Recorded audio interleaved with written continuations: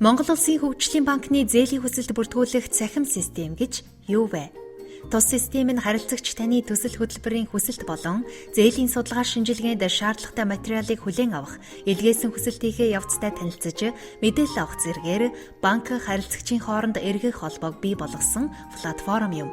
Системд бүртгүүлж хүсэлтээ илгээж шийдвэрлүүлэх процессыг харуулбал, системд бүртгүүлэх, бүртгэлийг баталгаажуулж нууц үг илгээх, санхүүжилтийн хүсэлтээ илгээх, санхүүжилтийн нийцлийг тодорхойлох, материалаа бүрдүүлж илгээх, зээлийн судалгаа болон шийдвэр гаргалтын хэсгүүдээс бүрдэж байна.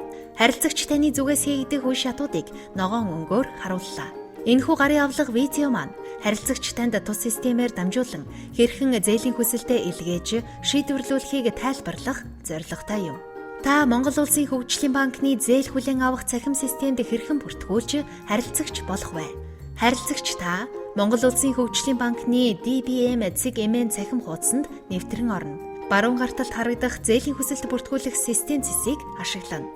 Шинээр бүртгүүлэх харилцагчдын хувьд үргэлжлүүлэх товчийг дарахад дараах асуултууд гарч ирнэ. Эдгээр нь Монгол Улсын хөгжлийн банкны санхүүжилтийн үндсэн шаардлагуудын талаар мэдээлэл өгөх зорилготой хялбар асуултууд байх хэдий ч харилцагчдаа өөрийн хэрэгжүүлэх төслийн талаар эргэцүүлэн бодож хариултаас сонгоорой.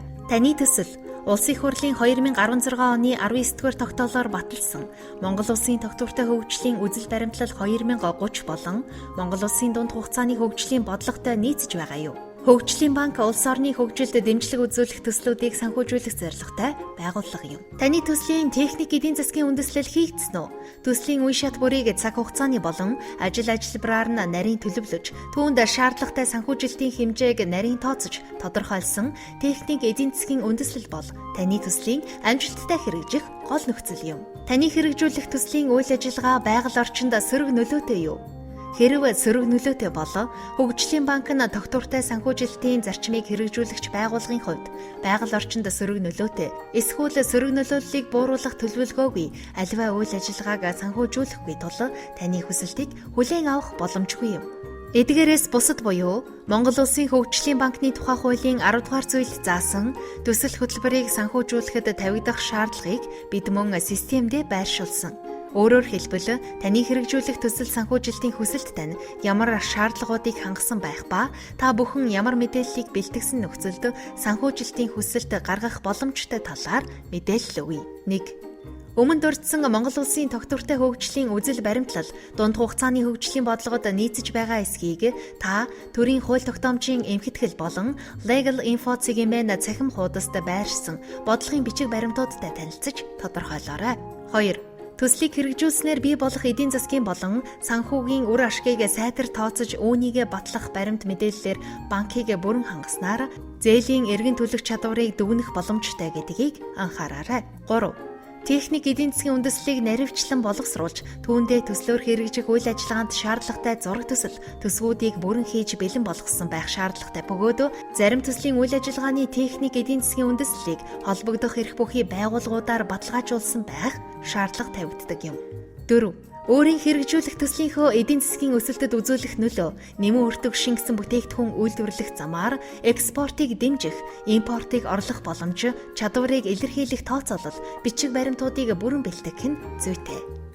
5. Төслийг хэрэгжүүлснээр улс орны эдийн засаг, нийгэмд үзүүлэх үр нөлөөг тооцож илэрхийлэх, шаардлагатай үйл ажиллагаанд байгаль орчинд нөлөөлөх байдлын үнэлгээг мэрэгжлийн байгууллагуудаар хийлгэж, төслийн хэрэгжилтийн явцад эрсдэл үүсэх нөхцлүүд болон түүнийг даван туулах арга замуудаа тодорхойлсноор санхүүжилт авах үндэслэл бүрэн нотлогдох боломжтой болно.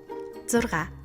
Санхүүжилтийн үүргийн гүйцэтгэлийг хангах арга хэрэгслүүдийн талаар дэлгэрэнгүй мэдээлэл ирүүлэх шаардлагатай бөгөөд үүнд засгийн газрын хөрөнгийн баталгаа, барьцаа хөрөнгүүд болон бусад этгээдээс баталгаа, батлан даалт гаргах бол түүний талаарх мэдээллүүд бэлэн байх хэрэгтэй болно. 7. Мөн хөгжлийн банк нь хуулиар тавигдсан дээрх шаардлагуудыг хангасан төсөл хөтөлбөрийг санхүүжүүлэхдээ гадаад дотоодын банк, санхүүгийн байгууллага, хөрөнгө оруулагчидтай хамтран санхүүжүүлэх шаардлага тавигддаг тул та төслийнхөө хөрөнгө оруулагчийн зүгээс санхүүжүүлэх зүйлүүд түүнд зарцуулах хөрөнгийг хэрхэн бүрдүүлэх талаарх мэдээллийг бэлтгэх хэрэгтэй. 8.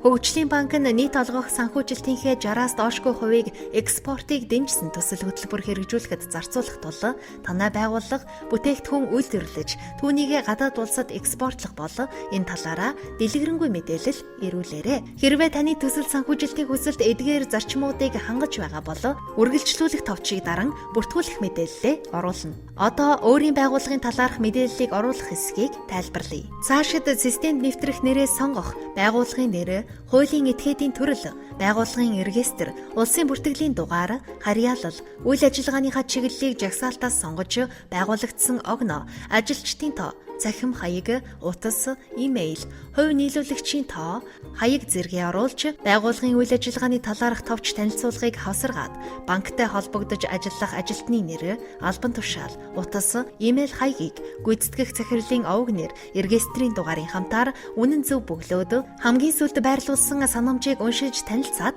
зөвшөөрч байвал бүртгүүлэх товчийг дарснаар таны бүртгүүлэх шатны үйл ажиллагаа дуусах болно. Энэхүү систем маань энгийн нэг олон нийтийн сүлжээ биш тул таны мэдээллийг Монгол Улсын хөгжлийн банкны зүгээс нягтлж шалгасны үндсэн дээр системд нэвтрэх нууц үгийг таны бүртгүүлсэн имэйл хаяг руу илгээх тул та тогтмол ашигладаг имэйл хаягаа бүртгүүлэхэд анхаарах нь зүйтэй юм а.